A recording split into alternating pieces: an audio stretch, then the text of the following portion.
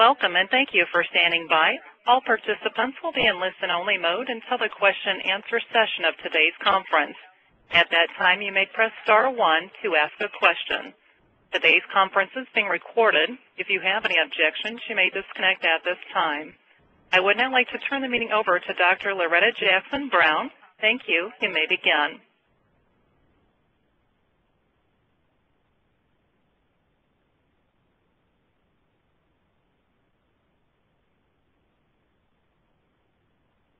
Dr. Jackson, you may begin at this time.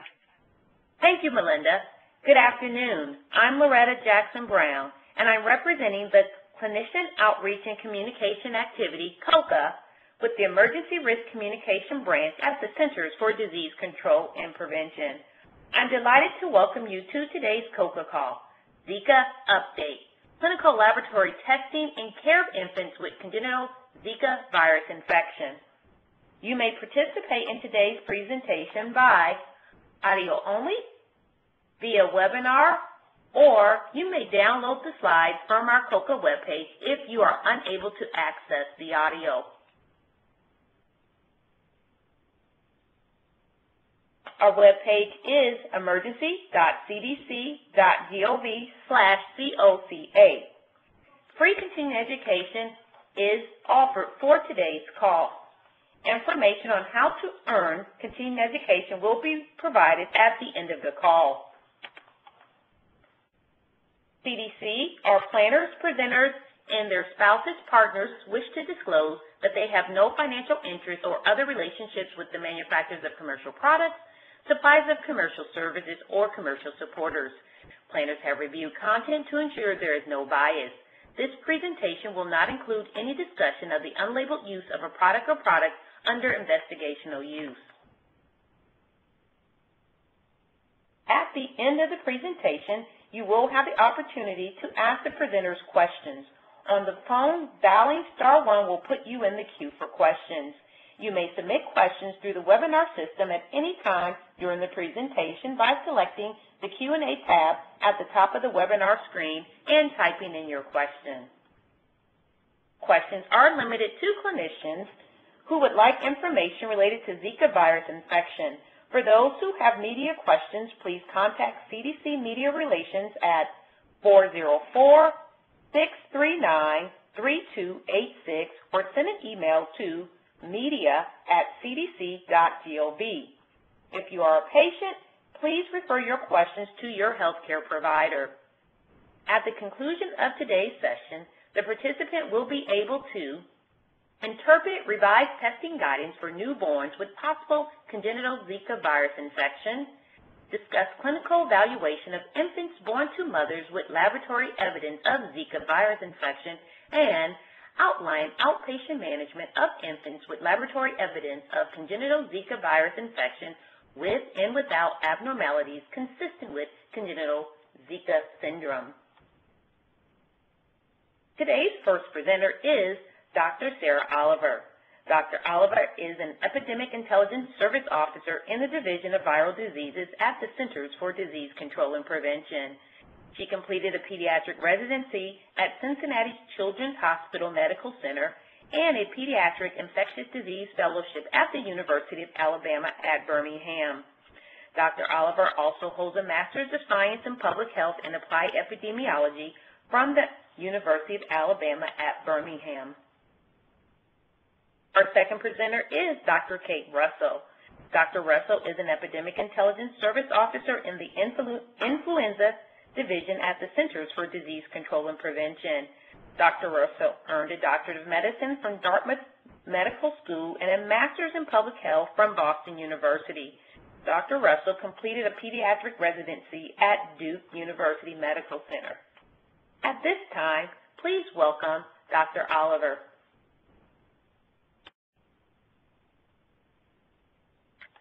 Thank you so much. In today's COCA Call, we will discuss some background on the effects of Zika virus during pregnancy on the infant and updated recommendations for infant diagnostic testing and interpretation. We will also review the clinical evaluation of all infants born to mothers with lab evidence of Zika, including the initial evaluation and outpatient management. We will start with some background. Pregnant women can be infected with Zika virus through the bite of an infected Aedes aegypti or albopictus mosquito, or through sex with an infected partner. These are the most common modes of Zika virus transmission. If a woman is infected with Zika around the time of conception, the risk to the fetus is currently unknown. However, from what we know about other viral infections, infections around the time of conception can potentially lead to infections in the fetus. If a woman is infected during pregnancy, Zika virus can be passed to her fetus during pregnancy or around the time of birth. There have been numerous reported brain abnormalities with congenital Zika virus infection, which are listed on this slide. The initial birth defect detected was microcephaly. However, since then, emerging data has shown a variety of findings, mostly related to brain atrophy. The illustration on the upper left depicts an infant with severe microcephaly compared to a baby with typical head size on the lower left. The right side of the slide shows CT scans with abnormal findings from infants with congenital Zika virus infection on the top, compared to a typical newborn head CT scan on the bottom. In the scans on the top, the arrows point to the bright white lesions of intracranial calcifications on the left and large ventricles with volume loss on the right. In addition to microcephaly, other problems have been detected among fetuses and infants infected with Zika virus before birth, such as spontaneous abortion and stillbirth, and other infant outcomes such as eye abnormalities, hearing impairment, limb abnormalities, seizures, developmental delay, and impaired growth. Many questions remain, including what the full range of potential health problems that Zika virus may cause, as well as when during pregnancy Zika virus infection poses the highest risk to the fetus. This slide lists what CDC is doing to learn more about Zika. First, in collaboration with state, tribal, local, and territorial health departments, CDC established the U.S. Zika Pregnancy Registry. We are working to collect information about women with lab evidence of possible Zika virus infection during pregnancy in the United States and their infants. We've helped develop a similar system in Puerto Rico, the Zika Active Pregnancy Surveillance System. And we've established enhanced surveillance of pregnant women with Zika in Colombia. Zika virus disease and congenital Zika virus infection in an infant is reportable infection and should be reported to the health department. In partnership with these health departments, the U.S. Zika Pregnancy Registry is a surveillance system for Zika-affected pregnancies and congenitally exposed infants up to 1 year of age in the U.S. and District of Columbia. The system is used to monitor any adverse pregnancy and fetal or neonatal outcomes, including microcephaly and other birth defects. SAPS is a surveillance system constructed similarly to the U.S. Zika Pregnancy Registry, collecting information on Zika-affected pregnancies and congenitally exposed infants. However, this system is conducted in Puerto Rico and will follow up with exposed infants up to 3 years of age. ZAPS is a collaborative activity between CDC and the Puerto Rico Department of Health. Currently, there are over 1,000 pregnant women with lab evidence of possible Zika virus infection in the United States and U.S. territories, including over 500 in the United States and District of Columbia. Because of this, updated guidance was released to assist healthcare providers for caring for infants born to these women. We will now discuss infant diagnostic testing and interpretation. There are many challenges with the diagnosis of congenital Zika infection. Real-time reverse transcriptase polymerase chain reaction, or RT-PCR, detects detects viral RNA in body fluids such as serum, urine, cerebrospinal fluid, or tissues such as the placenta. A positive PCR can confirm congenital Zika virus infection. However, a negative PCR does not exclude infection. Viral shedding for other congenital infections, including CMV and rubella, can be prolonged, but the duration of viral shedding in infants with congenital Zika virus infection is unknown. Zika virus immunoglobulin M, or IgM, results can be difficult to interpret because of false positive and false negative results. Maternal IgG can cross the placenta, and because of this, neutralization testing does not distinguish maternal from infant antibodies. Here are the current recommendations for lab testing of infants with possible congenital Zika virus infection. Testing is recommended for infants born to mothers with lab evidence of Zika virus infection.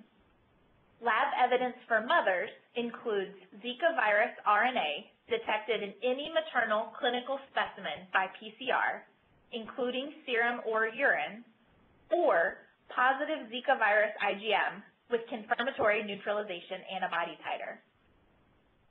Testing is also recommended for infants with abnormal findings suggestive of congenital Zika syndrome with a maternal epidemiologic link suggesting possible transmission regardless of maternal testing results.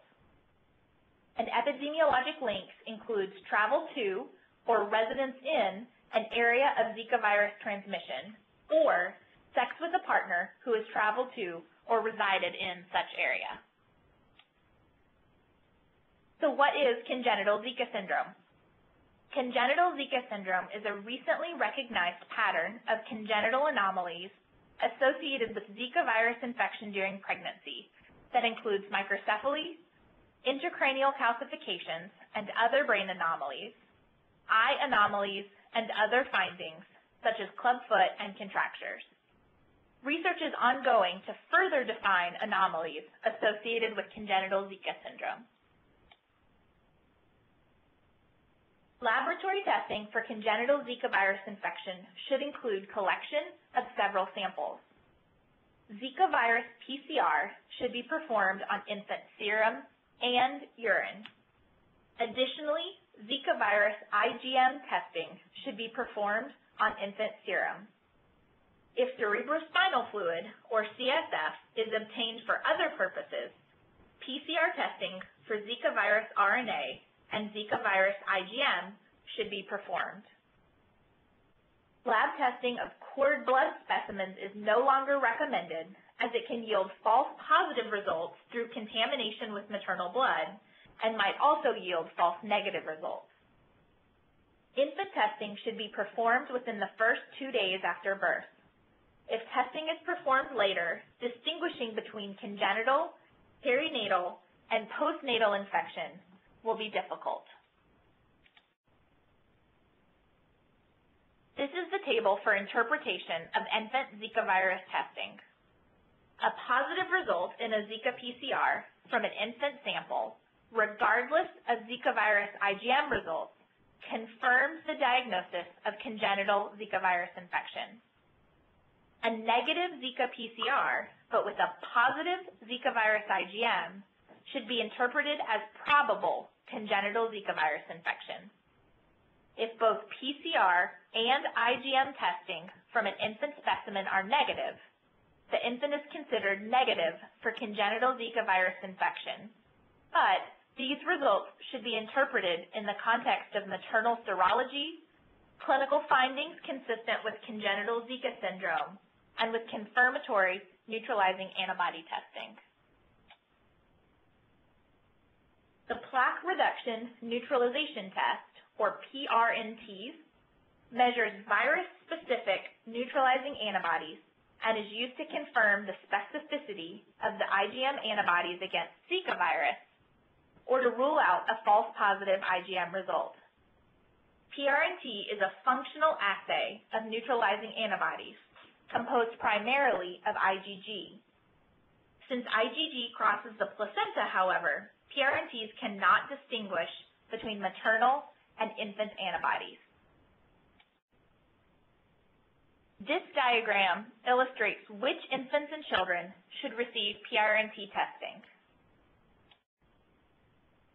If an infant's initial sample is PCR positive, there is no need for additional PRNTs since congenital Zika virus infection has been confirmed. When an infant's initial testing is PCR negative but IgM positive, if PRNTs were not performed on the maternal sample, PRNTs should be performed on the infant's initial sample. This is performed as a confirmatory test for the positive IgM. Additionally, PRNTs should be performed on the child once he or she is aged 18 months or older.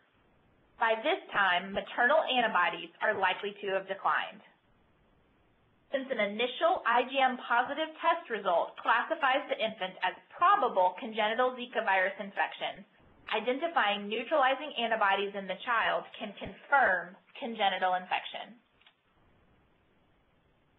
If the infant initially has negative Zika virus PCR and IgM, but clinical concerns remain, such as microcephaly or other CNS abnormality without another defined etiology, PRNT can be performed once the child is aged 18 months or older to further assess for congenital Zika virus infection.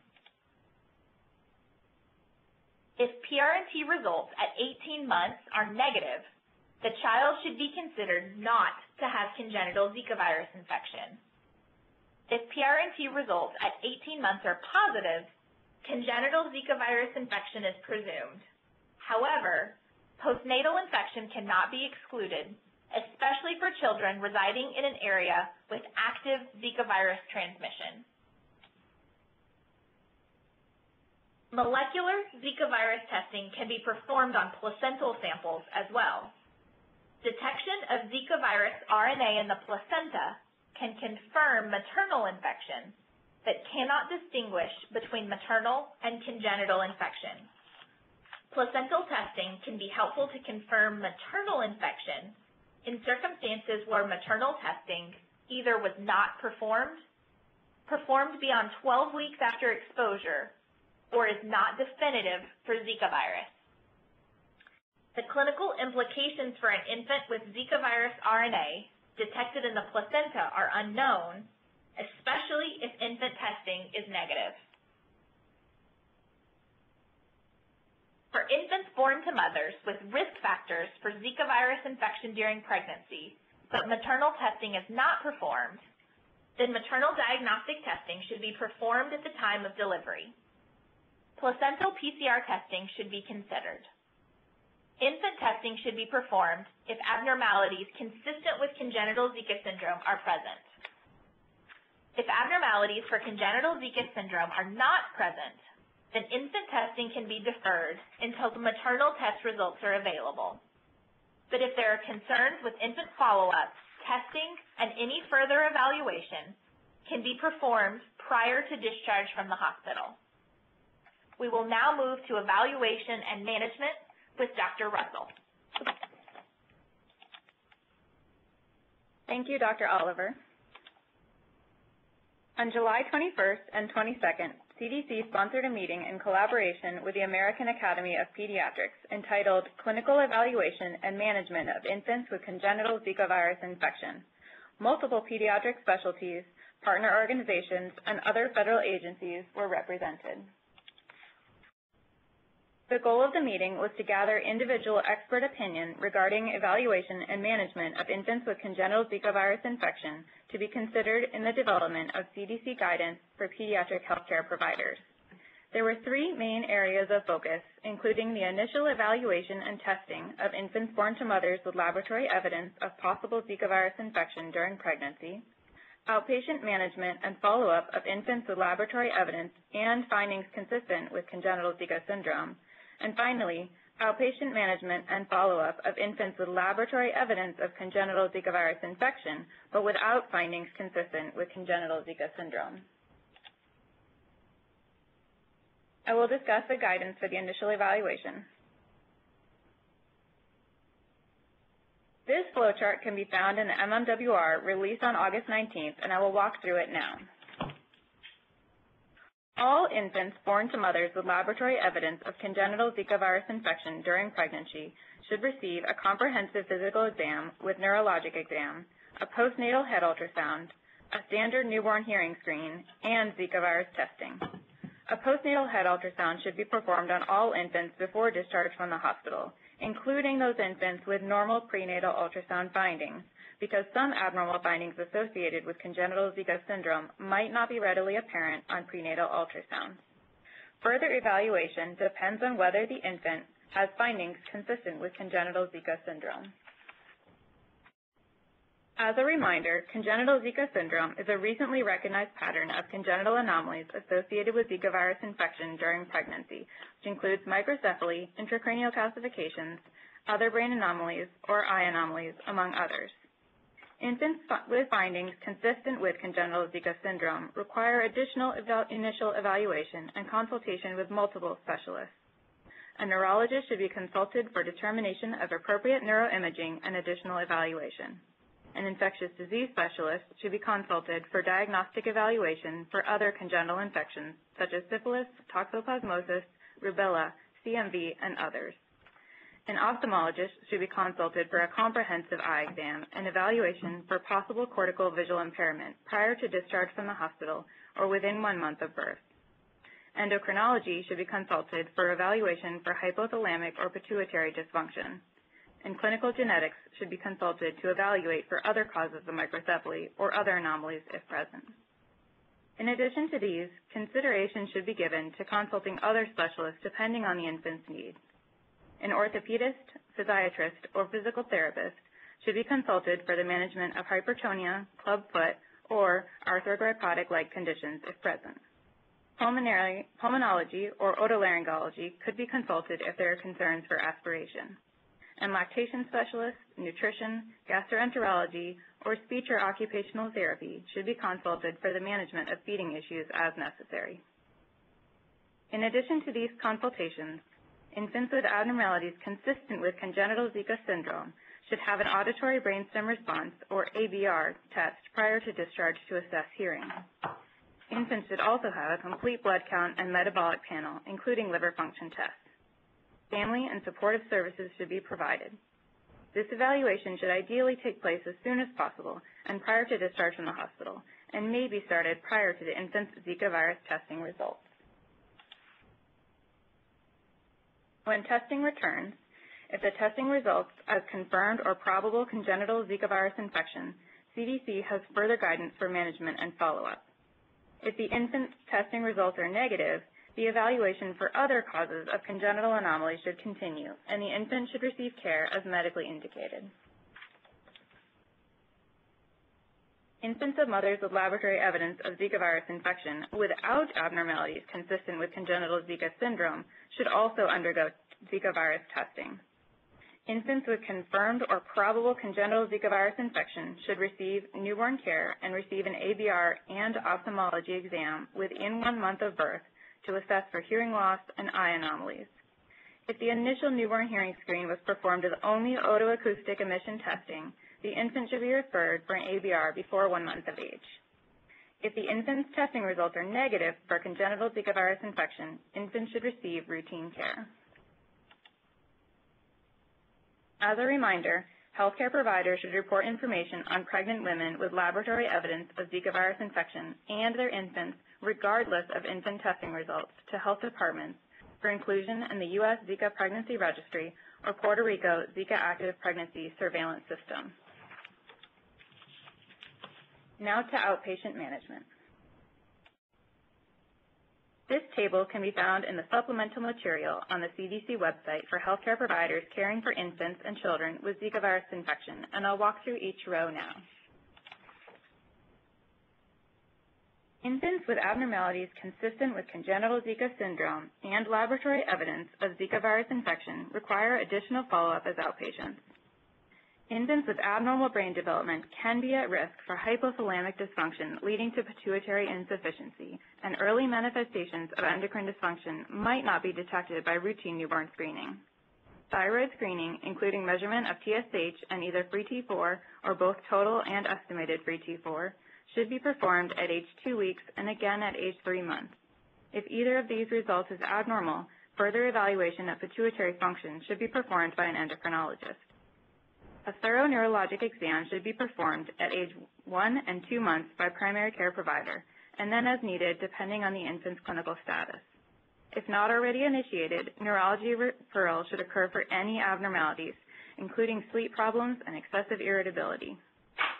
Infants with congenital Zika syndrome should also receive a repeat ophthalmology evaluation at 3 months of age and repeat ABR at 4 to 6 months of age. Infants should receive routine preventive health care, including monitoring of feeding, growth, and development. Standardized validated screening tools such as ages and stages should be used to assess the presence of developmental delay at 9 months of age as currently recommended by AAP. Referral to a developmental specialist and early intervention services should occur as soon as possible if needed. Families should receive anticipatory guidance related to congenital Zika syndrome, including concerns for development, feeding and growth, sleep, irritability, and seizure recognition. Referrals for abnormal findings should occur as clinically indicated, either to a pediatric specialist or a specialist with expertise in the care of children. Infants with abnormalities consistent with congenital Zika syndrome, but negative testing for Zika virus infection, should be evaluated for other causes of congenital abnormalities, including other infectious or genetic causes, and further managed as clinically indicated. Infants with laboratory evidence of Zika virus infection, but without abnormalities consistent with congenital Zika syndrome, are recommended to have additional monitoring until further information is available regarding outcomes, as some sequelae of congenital Zika virus infection, such as seizures, cognitive impairment, and vision and hearing abnormalities, might be subtle or have delayed onset. When testing results return as confirmed or probable congenital Zika virus infection, providers should make sure that these infants undergo an ophthalmology exam, preferably within 1 month of birth. Providers will also need to ensure that these infants have had an ABR. Although later development of hearing loss in infants without other clinical findings has been observed in other congenital infections, the likelihood that an infant with congenital Zika virus infection without clinical findings and with a normal newborn hearing screen will develop hearing loss is unknown. ABR testing of infants at age 4 to 6 months can be considered, although the risk from possible sedation needs to be taken into account. Infants who passed an initial ABR and without an ABR at age 4 to 6 months should be referred for behavioral audiologic diagnostic testing at age 9 months.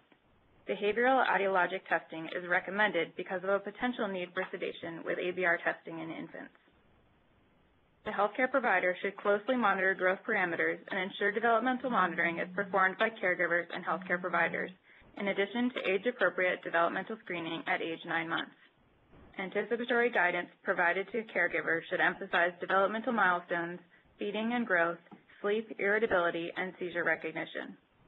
Given the current limited information on the subtle or delayed onset effects of congenital Zika virus infection, providers should have a low threshold for further evaluation or referral to specialists for infants with laboratory evidence of congenital Zika virus infection. Referrals for further evaluation or supportive services should be made for any provider or caregiver concerns. Infants with no abnormalities consistent with congenital Zika syndrome and with negative congenital Zika virus testing should receive routine care, including monitoring of growth parameters, developmental monitoring, and age-appropriate developmental screening. Overall, families and caregivers of infants with congenital Zika virus infection will require ongoing psychosocial support. As a critical component of patient care and to facilitate early identification of developmental delays, families should be empowered to be active participants in their child's monitoring and care. Healthcare providers should work closely with parents to ensure that the care plan is consistent with their infant's needs and family wishes. A disproportionate burden of Zika virus infection might affect families with already limited access to medical care. These families might face language, cultural, and financial barriers to care. Barriers to care for all affected infants and their families should be addressed through linkage to national, state, and local health programs. Healthcare providers should work closely with state, local, or territorial health departments to assure that the appropriate testing is ordered and interpreted correctly. If questions remain, CDC maintains a 24/7 Zika consultation service for health officials and healthcare providers. To contact this service, call the number listed here and ask for the Zika Pregnancy Hotline or email zikamch@cdc.gov. Additional information and resources for both healthcare providers and families can be found on the CDC website. As a reminder, the latest guidance can be found on the CDC website. The current interim guidance will be updated as more information becomes available. All of this is the work of many people. Many thanks to all of our collaborators, and thank you all for listening today. Thank you, presenters, for providing our COCA audience with a wealth of information. We will now open up the line for the question and answer session. Joining us for the question and answer session is Dr. Ingrid Raba. Dr. Raba is a medical epidemiologist in the Division of Vector-Borne Diseases at CDC. Questions are limited to clinicians who would like information related to Zika virus infection. For those who have media questions, please contact CDC Media Relations at 404-639-3286 or send an email to media@cdc.gov. If you are a patient, please refer your questions to your healthcare provider. When asking a question, please state your organization, and also remember you can submit questions through the webinar system as well. Coordinator? Thank you. And to ask a question, please press *1 at this time. Please unmute your phone and clearly record your name at the prompt. Please press *2 to withdraw your request. Once again, at this time, please press *1. One moment, please, for the first question to come through. And while we're waiting for the first questions from the phone, presenters, we did have a question come through the webinar, and the question is related to congenital defects in newborn as being a result of being exposed to herbicides or pesticides. There is some concern that that is found in other countries, and it's not necessarily related to Zika virus itself. So our participant wants to know if there have been any reports of microcephaly due to mothers being infected with Zika in the United States and who have not had any recent travel to any other country where exposure to teratogenic elements might have occurred. Simply stated, can we definitively say that congenital defects are a direct result of Zika virus?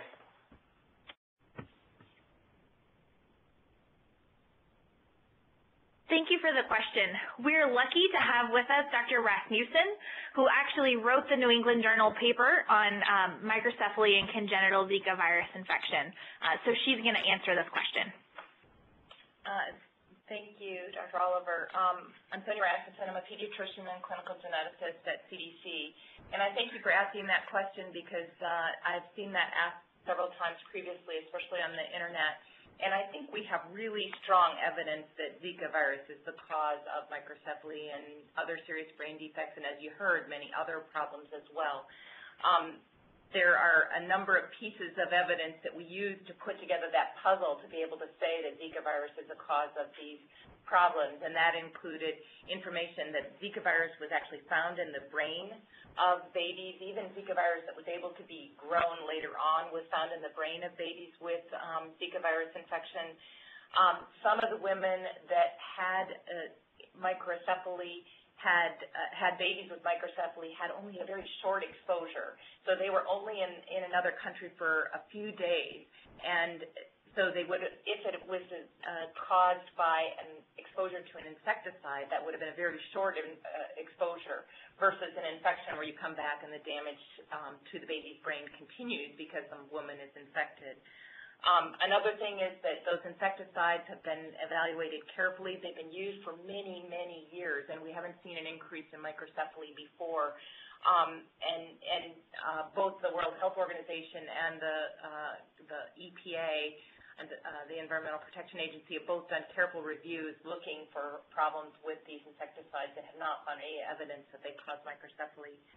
And then finally, our basic science colleagues have really provided us with some additional information recently. There have been now several animal models that have shown that if you expose animals, mice, and sometimes even primate models, non-human primate models, to Zika virus during pregnancy, that you can replicate what we're seeing in humans. You can see defects in the baby. So we do feel confident of that. But thank you for asking that question.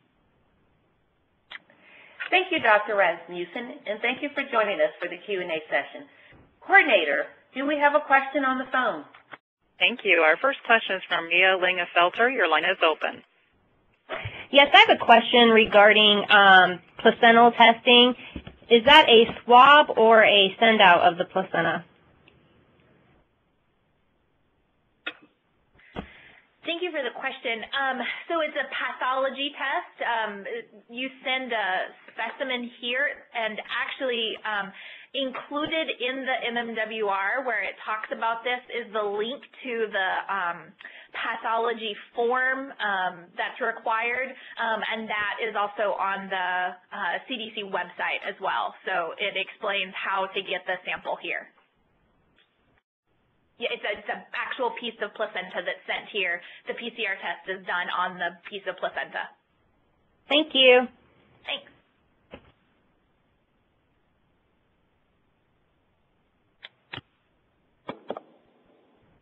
Coordinator. Thank you. Next question from Hannah Olteen. Your line is open. Hello. My question is related to the guidance on testing for pregnant women. So the past MMWR on the recommendations for management of pregnant women talked about evaluation of women who had been exposed or had onset of disease more than 12 weeks ago and suggested that IgM antibody testing might be considered. However, in the new MMWR and in this presentation, the guidance suggests that diagnostic testing should be performed at delivery. So I'm trying to understand and get further clarification on what testing is recommended at delivery and why this pregnant woman would not be tested at the earliest point of evaluation. Thank you for the question. So the hope is that this pregnant woman would be tested as soon as a risk was identified. So we certainly wouldn't wait until testing at time of delivery. We would recommend that she's tested as soon as she either returns from a travel or that the risk of exposure was identified. For mothers where testing was not performed, either she didn't have prenatal care or the exposure was not identified before, whether maternal testing is performed or not should be taken within the context of the previously published pregnancy guidance. And those, there will be individual cases that will have to be discussed, both with the clinician and then the local and state health departments as to what testing would be helpful based on when mom was exposed and when she is showing up for care or for delivery. And if the state or local health departments have further questions, then CDC is available to discuss individual cases. So does that answer your question? Yeah, it just sounds like it might be an update to the previous guidance that said antibody testing might be considered if you're after 12 weeks. It sounds like there is maybe a recommendation to test as soon as a person is identified as being at risk. Yes, that's the recommendation. Thanks.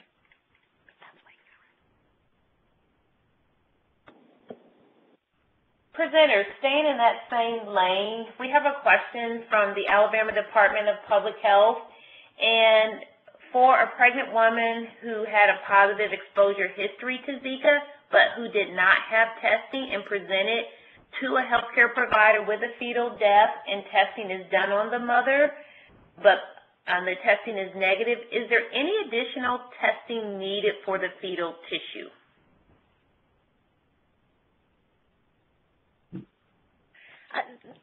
Thank you for the question. So the same place where I had directed previously, where it talks about sending tissue, placental tissue at CDC, there's additional guidance for sending fetal tissue as well. It's within the context of, an individual case, and so we would generally recommend that for a specific situation that we be contacted and then can provide further instructions on what to do in that circumstance. Thank you. Wonderful. Coordinator, do we have additional questions on the phone? Thank you. We do. Next question from Dallin Peterson. Your line is open. Hi, yes. After reviewing the initial evaluation and outpatient management flowchart that was released with the MMWR, it talks about head ultrasounds being something that we would recommend to providers. And that's not something that we had been routinely doing. Is that something that we should, push forward and ask providers to do? Yes, this is Dr. Russell, and that was new for this guidance and an update on our previous ones is that we are now recommending that all infants born to mothers with laboratory evidence of Zika virus infection during pregnancy do receive a head ultrasound. So all infants with that potential exposure should receive a head ultrasound. In most cases, that should be done prior to discharge from the hospital and will be done prior to infants' testing results being available. Thank you. Coordinator, the next question, please. Next question from Maureen Corning. Your line is open. I have two questions. My first one, is it known for positive Zika pregnant women, the percent of fetuses who contract the virus? It is not at this time. We're continuing to gather information, and as soon as we have more, we will share it, but not at this time. Okay, the second question is, can a Zika-positive pregnant woman be given any medication such as immunoglobulins during her pregnancy? Not to modify the risk to the fetus for Zika virus. So there's nothing that's being recommended at this time. Again, further information will be shared as soon as anything is known. Okay. Also, since we're in close vicinity to New York City area, if we get a pregnant woman coming into the emergency room saying that she wants to be tested because she's in an area that has, a certain number of cases in New York City, what do you recommend? I would recommend that they contact the local health department and discuss the case there and whether they would recommend testing. All right. Thank you very much. Coordinator, do we have another question from the phone? Your next question from MyFo. Your line is open. Hi. Thanks for taking the call. I think you may have answered my question, but just to confirm, if a pregnant woman comes to care after the 12-week window of time since her exposure but hasn't been tested yet, and you recommend maternal diagnostic testing, is that the same as the 2 to 12-week window testing, i.e. an IgM first and then a PCR if that's negative?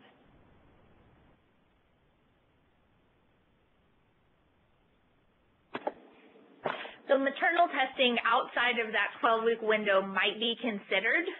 And so it would be, and again, in consultation with the local or state health department, and then CDC can provide further information.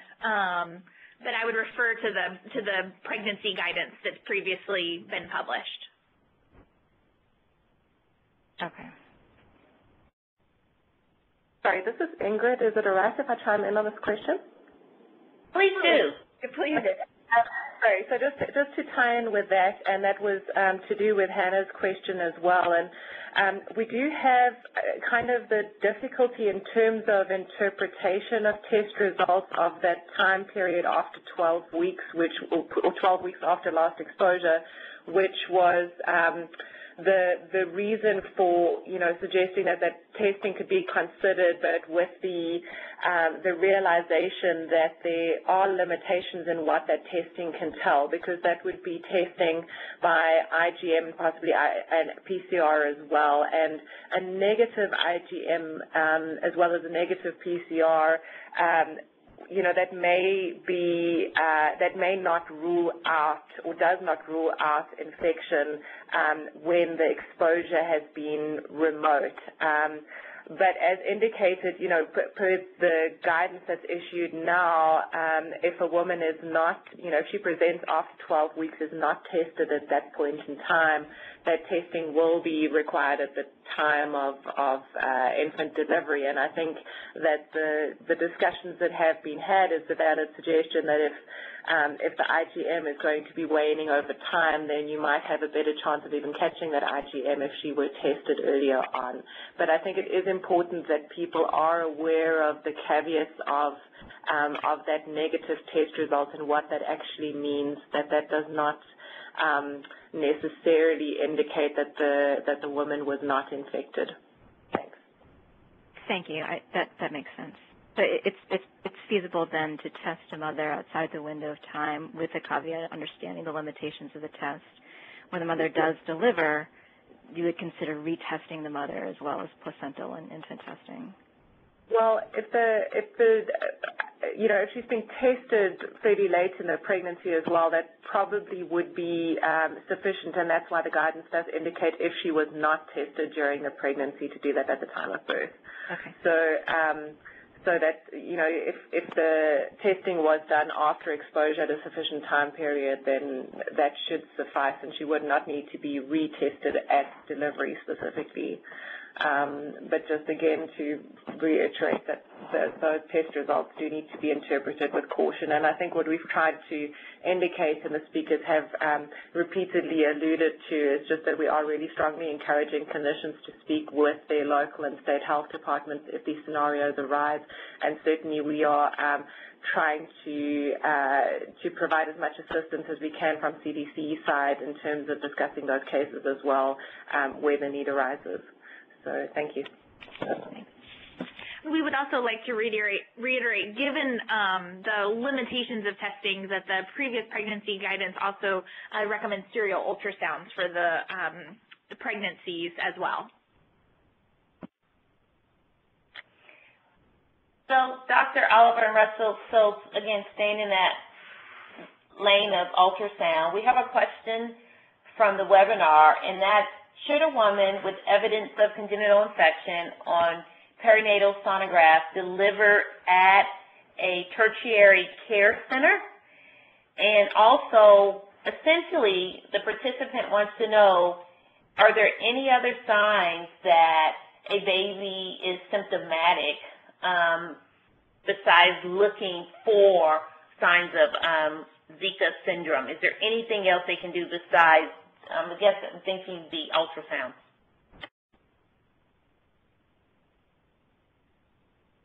So as for where the mom should deliver, I think that is a discussion that needs to happen with that mother and her OB in consultation with the hospital that they would deliver at. So we don't have recommendations specifically for where somebody should deliver. It would be a local decision between the mom and her OB.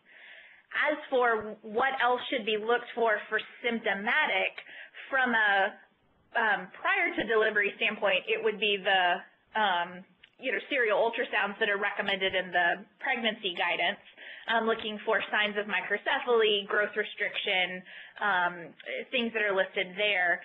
After the baby's born, it's the initial workup that's recommended, the neuro exam, the head ultrasound, the hearing, the eye exam, the evaluation that's previously discussed. Thanks.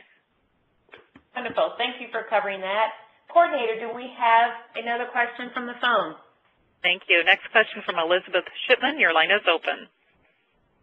Yes, hi. My question is regarding the time frame that was mentioned in the presentation for when testing should occur. It was stated that testing should happen within 2 days of birth, but I'm thinking that's not a particularly feasible time frame for testing to actually be completed. So I'm wondering if it's more geared toward when specimens should be collected, if the point is, discriminating between prenatal and postnatal congenital infections, that sort of thing, if it's sufficient that the samples are collected within 2 days of birth.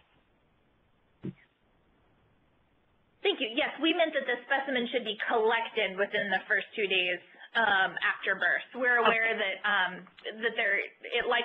the results won't be back potentially before the infant is discharged from the initial hospitalization, but that the samples be collected as close to within the first 2 days after birth as possible. Okay, perfect. I just wanted to clarify that. Thank you. Coordinator, next question, please. Next question from Tammy Cooper. Your line is open. Hi. I know we're talking specifically about testing and care of infants, but is there a recommendation on the amount of time post-travel for women interested in or engaged in fertility treatments?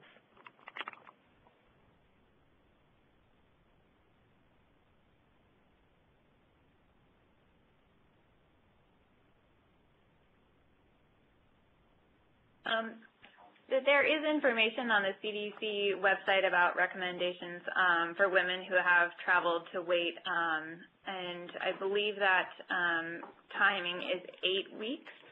However, I would refer you to the CDC website.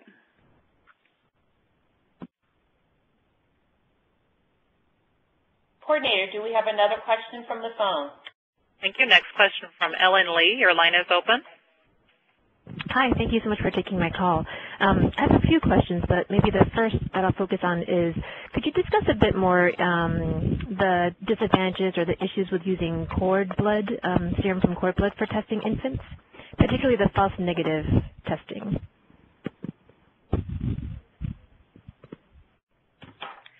Thank you. So to diagnose all other congenital infections, HIV, syphilis, all other congenital infections, a sample is collected from the infant.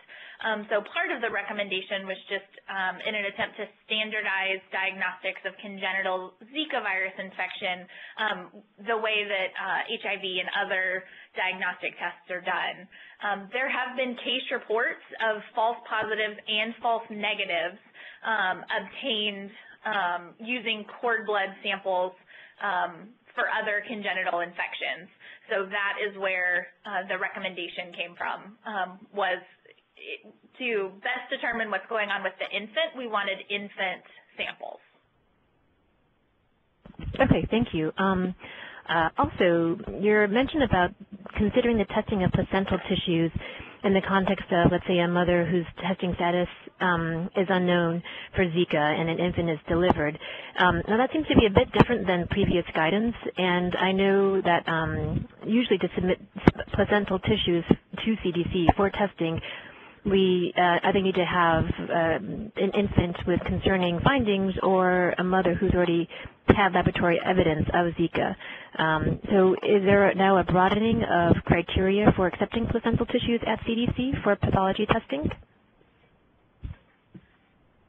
Thanks. So we recommend to accept the placental testing samples here. It's done in consultation with somebody from the epidemiology team here. So the clear samples where, the clear illustrations where people, placentas are accepted is the circumstances where you mentioned.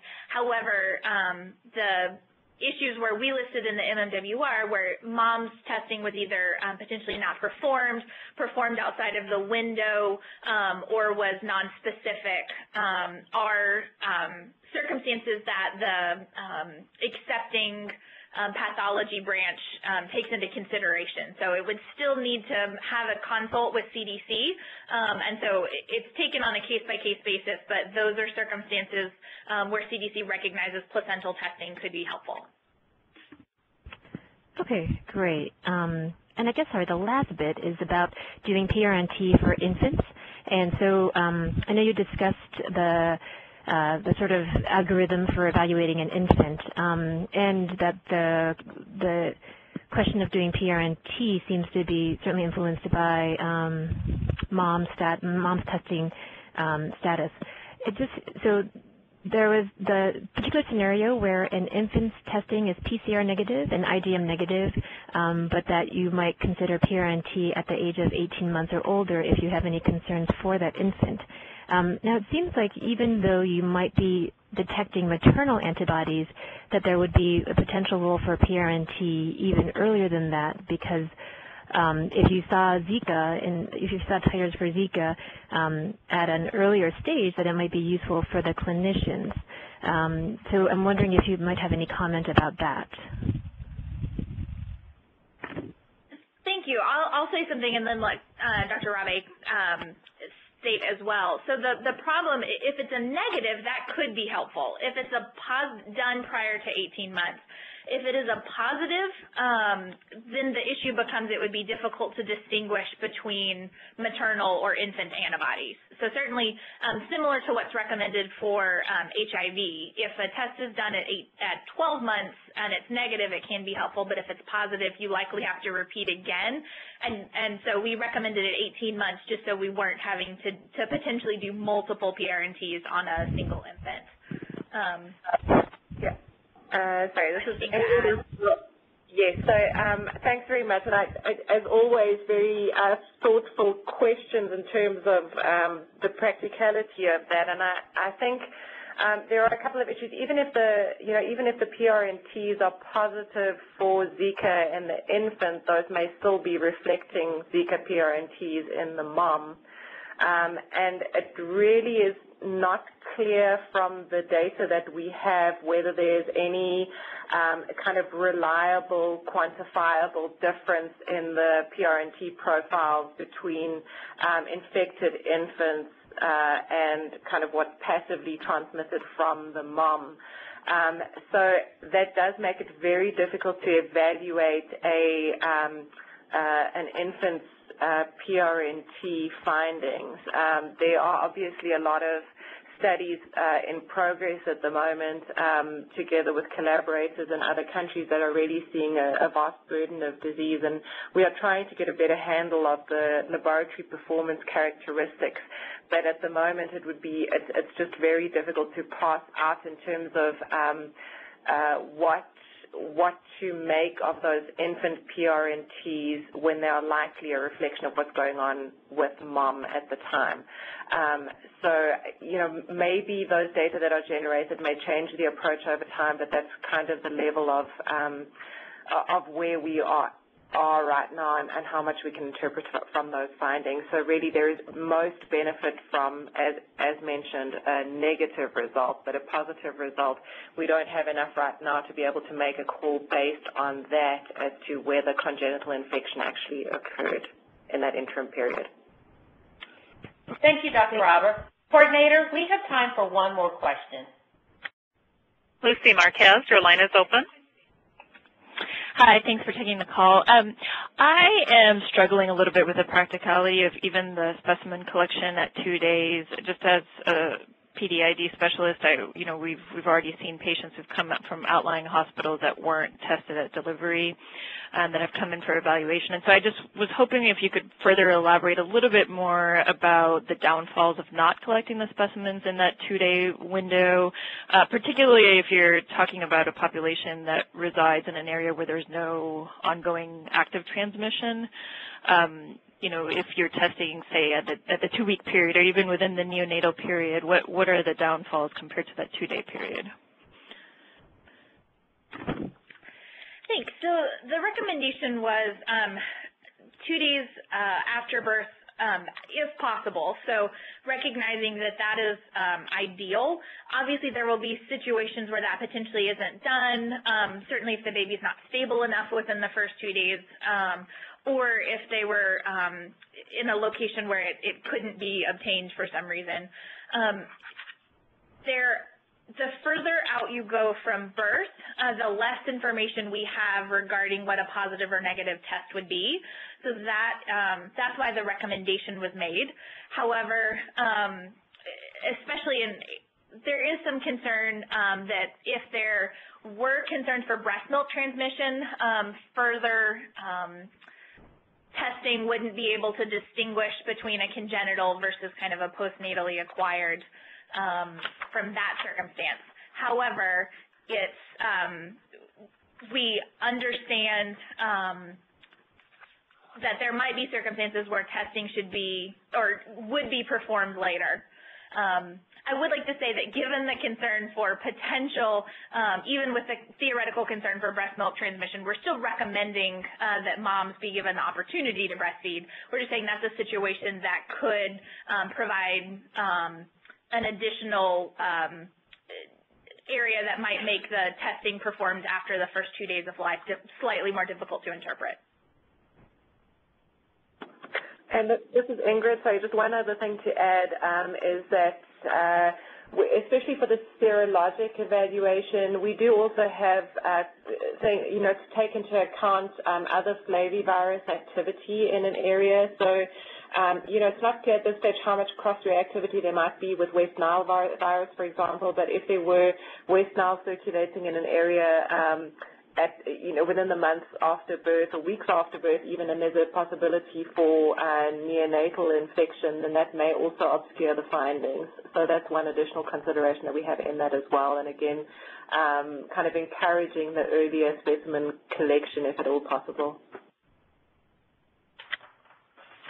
On behalf of COCA, I would like to thank everyone for joining us today with a special thank you to our presenters, Dr. Oliver and Dr. Russell, and to Dr. Raba and Dr. Rasmussen.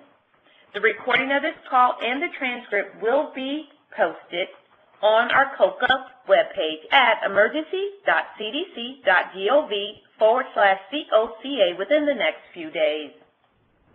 All continuing education for COCA calls are issued online through TCE Online, the CDC training and continuing education online system at www.cdc.gov/TCE Online. Those who participated in today's COCA call and would like to receive continuing education should complete the online evaluation by September 22nd, 2016. Use course code WC2286. Those who will review the call on demand and would like to receive continuing education should complete the online evaluation between September 23rd, 2016 and August 22nd, 2018 using course code WD2286. To receive information on upcoming COCA calls, subscribe to COCA by going to the COCA webpage at emergency.cdc.gov/COCA and clicking on the Join the COCA mailing list. Also, CDC launched a Facebook page for clinicians. Like our page at facebook.com/CDC Clinician Outreach and Communication Activity to stay connected and get the latest updates on clinical news from CDC. Thank you again for being a part of today's COCA call. Have a great day. Thank you for attending today's presentation. This does conclude the conference. You may disconnect at this time.